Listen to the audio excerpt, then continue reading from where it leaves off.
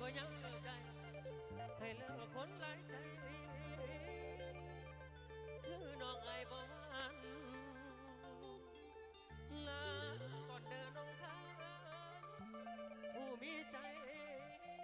กดเลี้ยวเหี่ยวลวงหลอแต่ผู้ชายดอกนี้น้องเนื้อเนื้อเนื้อ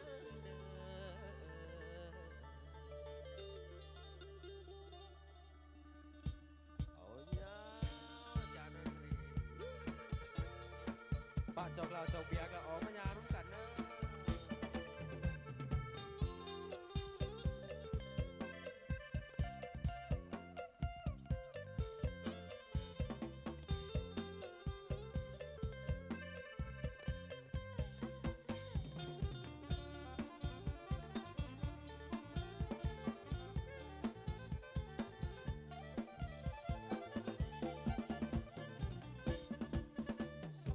ยามาลายเดือนปีผู้ว่าบ่ดีต้องตัดใจลาทำใจให้มันเข้มแข็งหมดไฟสีแดงอยู่ที่ปลายขอบยาเหยียบลงดินแล้วให้สัญญาถ้าแฟนมันยาก็เลิกลาเหมือนกันลงทานน้องคนหลายใจเจ้าหลอกให้อายซอกซ้ำอุลาอุตส่าห์มอบความหักแท้น้องเทคแค่ด้วยทักมันยาหลายครั้งที่เคยเสียน้ำตาต้องตัดใจลาเหมือนยาดีเลยก่อนเคยสูบยาหลายครั้งก่อนเคยหักนางหลายเถื่อเจ้าหลอกลวงจนหัวใจอ้ายเบื่อที่ลาที่เหลือเหมือนคนเมายาขอลาก็เดินนั่งนองขอลาก็เดินนั่งนองขอไม่ป้องคนใจบ่ซื่อกินข้าวพาหัวใจสูมือสั่งมาเด้อข้างแท้น้องเห็นคนรอเจ้ามาแล่นน้ำเขา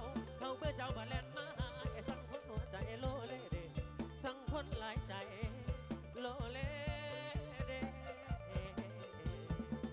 อย่างโซเซเหมือนคนเมาย้อนสาวหลายใจหลอกลวงมันเจ็บในสวงน้องควงแฟนใส่แต่หากกันมาไอ้มีแต่ความมองไม่ขอลานี้ไกลพักไปต้องเปลืองน้ำตาเลิกยายังเลิกได้คนหลายใจต้องเลิกลาหักกับน้องต้องเปลืองน้ำตาถ้าหักกับยาต้องมีโรคภัยสองอย่างอันตรายถ้าคงต่อไปต้องตายแน่นอนน้ำตาเบียกหมอนแม่งามงอนลวงอายหลายข้าวเอาความหักหลอกลวงโยนลงคลองเอายาสองเขาเสียไปอีกครั้งปัญญาล่องลอยไหลบ่มีบ่อนยังน้ำใจของนางก็เปรียบเหมือนควันยาเอาเกี่ยวขอลาก็เด้อเข้าดี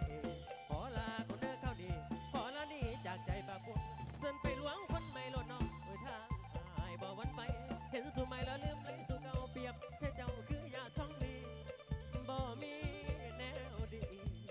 ขอลาเด้อ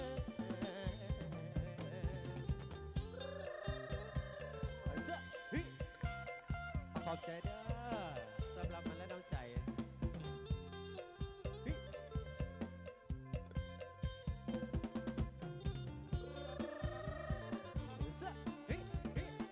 เอวนอนเอาเงาไปจานดนตรี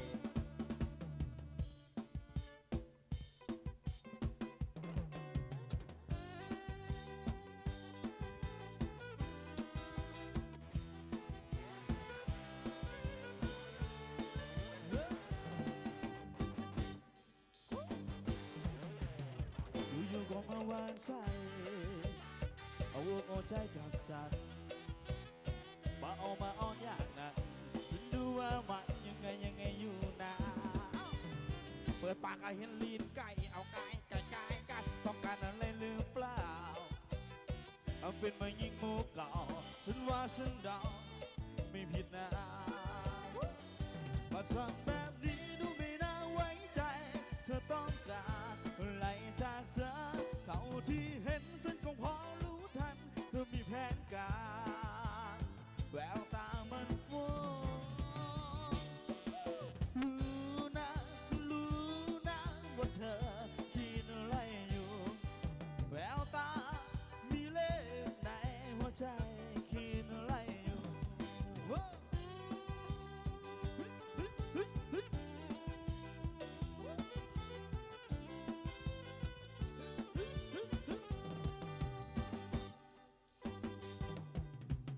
เปิดปากก็เห็นลีนไก่เอาไก่ต้องการอะไรหรือเปล่าเอาเป็นมายิงมุกเก่าฉันว่าฉันเดาใจเธอไม่ผิดนะมาทำแบบนี้ดูไม่น่าไว้ใจเธอต้องการอะไรจากฉันเท่าที่เห็นฉันก็ขอรู้ทันเธอมีแผนการแววตามันฟ้องยอมไปรู้นะฉันรู้นะว่าเธอคิดอะไรอยู่แววตามีเล่ห์ในหัวใจคิดอะไรอยู่ขอเสียงคนบ่มีผัวแล้วเว้ย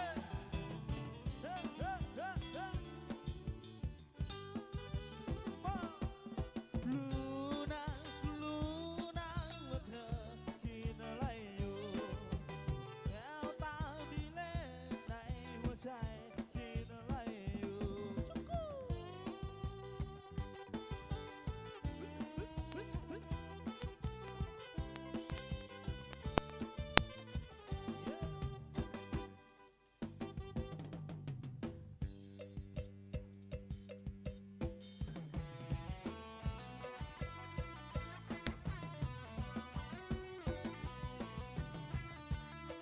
มาเป็นพิเศษในเจไกกันแล้วกันเด้อ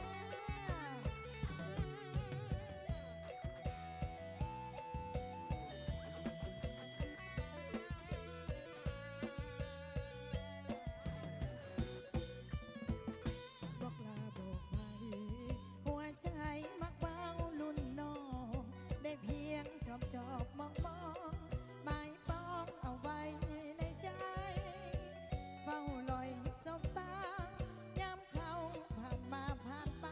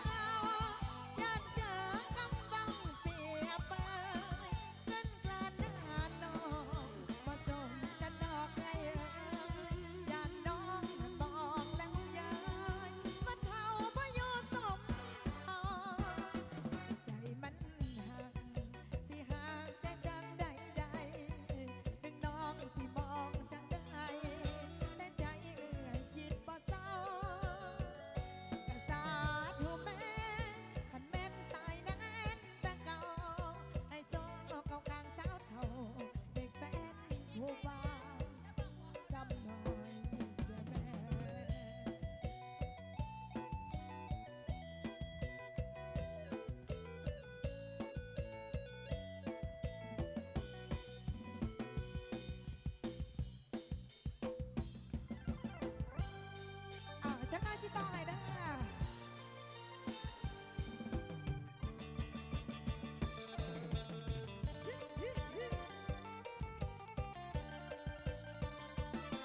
เอาออกมาเด้อผู้ใดขอเมื่อกี้